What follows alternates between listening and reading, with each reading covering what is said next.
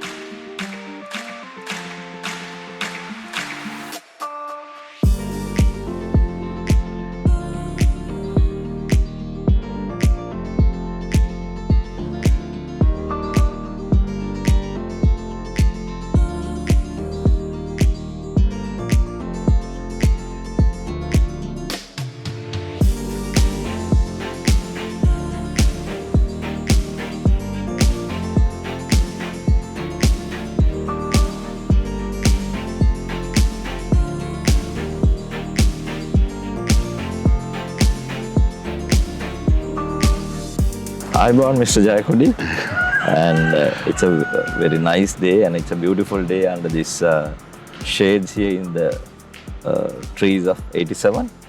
And thank you so much for inviting us. And would like to hear a few things of your visions that you had before doing this. And is it only Mr. Bawa's inspirations that you had, or like what he did, he had many artists around him? Yes.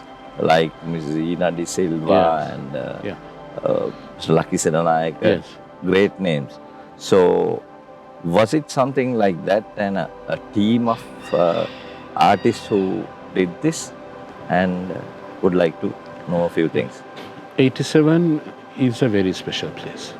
I have been here for nearly quarter of a century. Time has gone very fast. I would like to spend another quarter of a century here, but unfortunately, I have other things to do. So I'm very happy at being able to look after and protect this place. It has been a privilege actually to do that.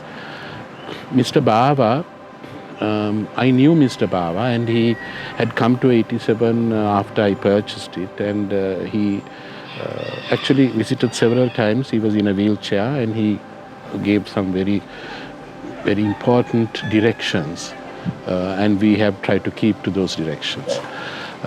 Mr. Bava was instrumental in the upper garden, in these pavilions. It was done for a friend of his in the late 60s, an Italian lady, Lydia, who did the beautiful leopard at Lunuganga.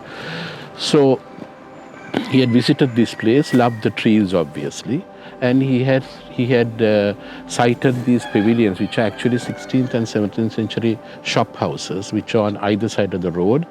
The bigger pavilion was recited from the other side of the road and brought over here, and the other pavilion, which is dating from about 1720, was turned back to front to give privacy.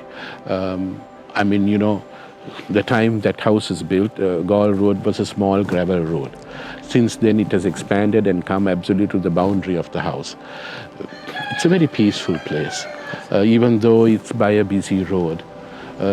It's very peaceful, and now, strangely, we find so many young Sri Lankans. I'm so intrigued by the younger generation. They're so our people are so decent actually in that sense. People I have met at 87. They are coming and doing a lot of photo shoots here. More importantly, they are feeling at peace.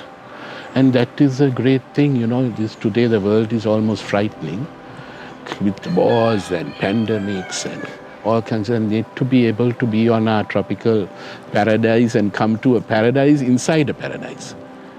This whole of Bentota is very beautiful. There is Lunuganga, Mr. Bava's masterpiece. That's probably the most beautiful garden in Southeast Asia, in my opinion. Then it was a privilege actually to look after 87, and what is happening now is that it is really being loved and used by people all over the country. Young people come from far as Jaffna and Mana, and they have all kinds of photo shoots. We absolutely like that because it exposes the garden to a lot of people, and the garden will need the support of people to survive in the future. It's rapidly urbanizing this area. Land is being sold, and things are being fragmented. So it's very important. This is like an oasis. We have huge amount of wildlife living here, birds, all kinds of you can hear. And these urban oases are so important for our country. All these young people, they are really, really, really inheriting a beautiful country in the world. And I think gardens like 87 will provide them with inspiration so that they will try to recreate this tranquility, this serenity in environments that are closer to them. My ambition is that I hope this garden survives. Like I said, I have been here for nearly over a quarter of a century, nearly 30 years. I would love to stay here for another 30 years, but as I said, unfortunately there are other things to do.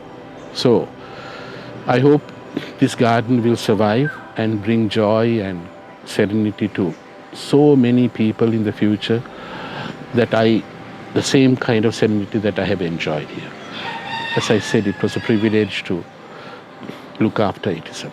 It's certainly an enchanting place. I would ask all Sri Lankans to come and enjoy the serenity. We are not, we are not an exclusive place. We are open to our people. Encourage people to come and absorb the peace, the serenity, and the tranquility, and of course be close to nature.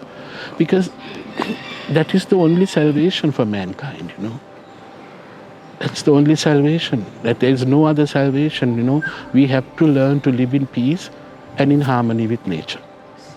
Thank you for coming and helping me. Thank Actually, you. Saman, from the bottom of my heart, thank you. Actually, it has been a well spent 25 years of your life, I suppose, and I'm sure you are leaving us legacy here. Well, I hope so. I found it when I was spending that time. It was it was very difficult, but where there is a will, there is a way. And I'm sure now with all these young people, even the people who came today, I'm sure they will one day look after this place. It needs support, As I said, rapidly urbanizing environment, land prices are rising at a huge, amazing rate, Right. and fragmentation of land is unparalleled. So, if you don't have these urban oases of places for not only us, but for birds and animals and all kinds of and a lot of endemic animals. We have the what they call the kaluandura, the leaf-eating purple-faced monkey. Yeah, langurs. Langurs. Yeah. It's what is it called? Purple langur, purple-faced langur. Yeah. So we have a whole troop of them here. They are quite loud sometimes, and I'm very happy about that. The garden has some very interesting features. So I want all of you all one day to come and see it. There is several follies. There is a beautiful grotto behind. There is a lovely ruined chapel down there, and there's a very beautiful area at the bottom of the garden, which is a place for reflection and meditation, which is inspired by places in Anuradhapura and Polonnaruwa. So I hope you'll go out now and have a look at all those things and come one day and visit us and see for yourself, so that you will be part of this beautiful and really enchanting place in our lovely island.